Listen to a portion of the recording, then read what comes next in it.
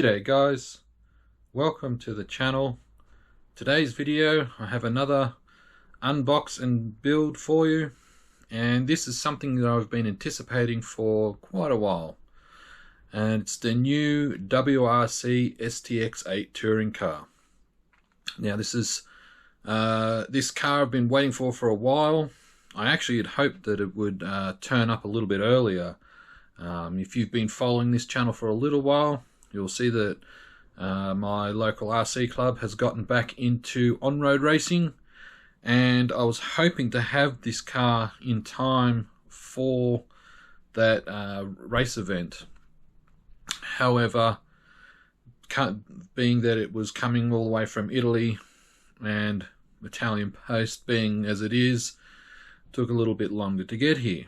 So that aside, it's here.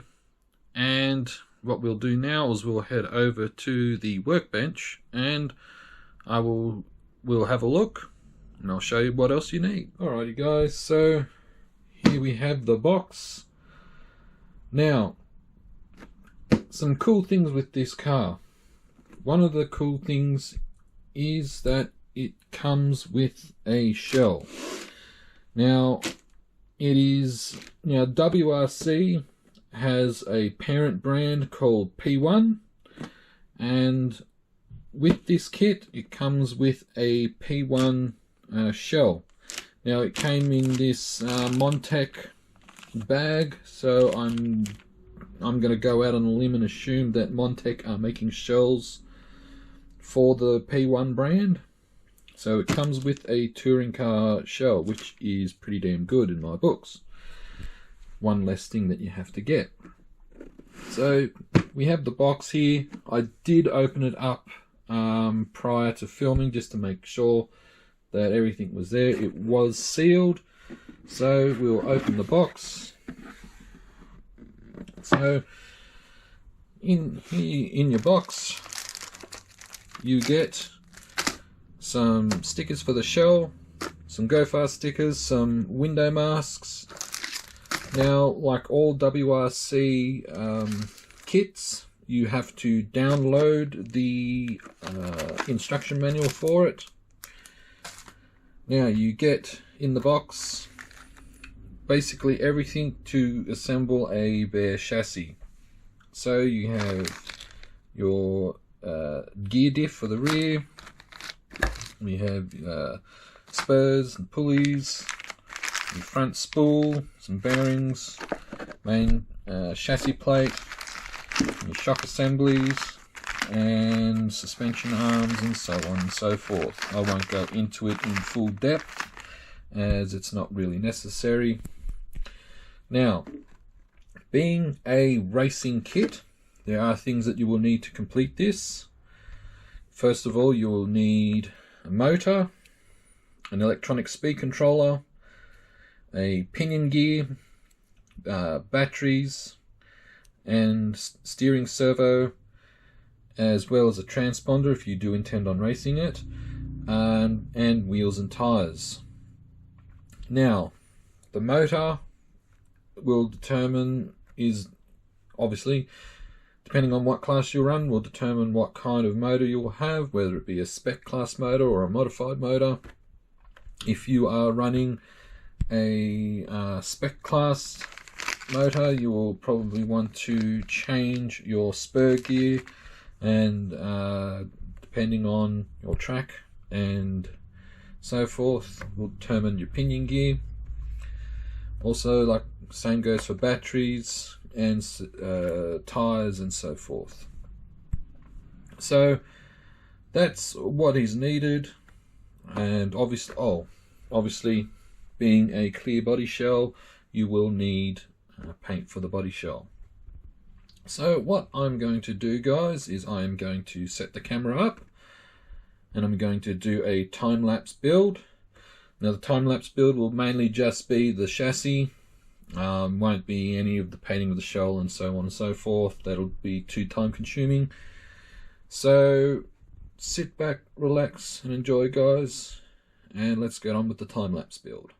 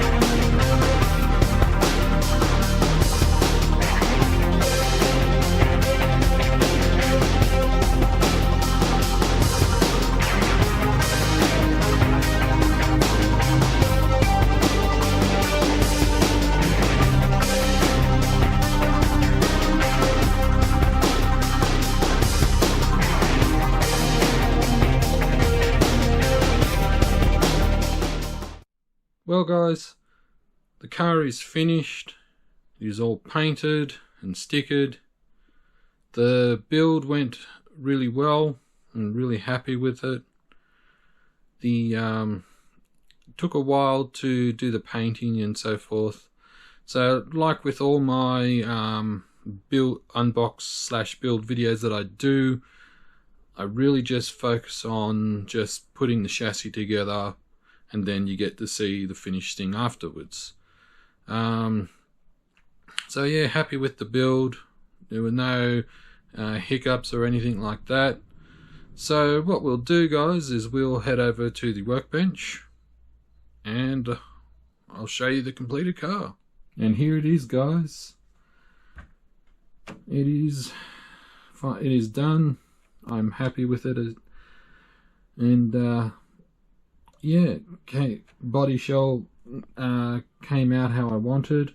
Now, this isn't a one color wonder like I have shown you with some of the previous WRC shells that I've done with the e-buggy and the nitro buggy that I did a unboxing build of. This is actually going to be my race scheme for the foreseeable future. So it is, it's all Tamiya paint. It is Tamiya pink gold color shift, purple green color shift, Tamiya lane flake backed with black, and that is the paint scheme and the decals and that on the side. And I've done my nitro and electric buggy the same. You might see them in another video sometime. So yeah, so that's that is the finished car. So what we'll do is I will take the shell off and we'll have a look under the hood. So this is it built up, and it is pretty straightforward. And I mean, it's been a while. Not including the Tamiya TT01 I did a build video of just recently, but when it comes to race touring cars, it's been quite a long time since I've built one. I think the last one I did was I think it was the 3 Racing Sakura Ultimate, which was quite a number of years ago. I think it was 2014, 2015. So that's how long it's been since I've built a racing touring car, and a lot has changed. We've got the floating spur here, and it's all mid-motor configuration now, and even the shock towers front and rear are real low profile. So to go over what I have in it, so for steering servo I have a Savox low profile metal geared steering servo. It is an SC1251MC low profile steering servo. I've had this for many years. It has never failed me. I have a R1 Works 21.5 turn motor at my local club. This is the class we're running at the moment. Like for touring cars, we're just keeping it at 21.5 turn spec class for the moment. ESC, I'm using a Hobbywing Extreme Stock ESC. I have also an RC Maker high-speed cooling fan for the motor. I'm using a Futaba antennaless receiver. And for tyres, I am using Solaris 36 compound rubber tyres. These should suffice for the moment. I do have some other tyres, but they are quite old, so they may not be as grippy as they used to be, so using these. And of course I have my little transponder mounted up the front here. I have, however, I have trimmed the sides of the bumpers off here. I have another shell. I don't really want to use this shell right now. I have another shell to go on it. But yeah, possibly the only thing I can say negatively about this build is I can't really say I'm a fan of the rear body post mount system. If you're like me and got the holes mounted wrong, well then you have to use shims to move the whole thing up and down to get the height, the desired height correct, as opposed to your traditional post that just goes straight up and you can just adjust it with your like body pins and so forth. Apart from that, it is a really good build. Feels nice. The quality of the machining and everything is really nice. Now I know the most obvious question is, When are we going to see it run? Well, that will be the next on-road club day for me. So keep an eye out for that video, guys. Hopefully that shouldn't be too far away. So I hope you've enjoyed this video, guys. If you have any questions about the car, the electronics, or anything like that, don't hesitate to drop a comment down below. I will do my best to answer that for you. And until then, guys, enjoy your hobby and cheers.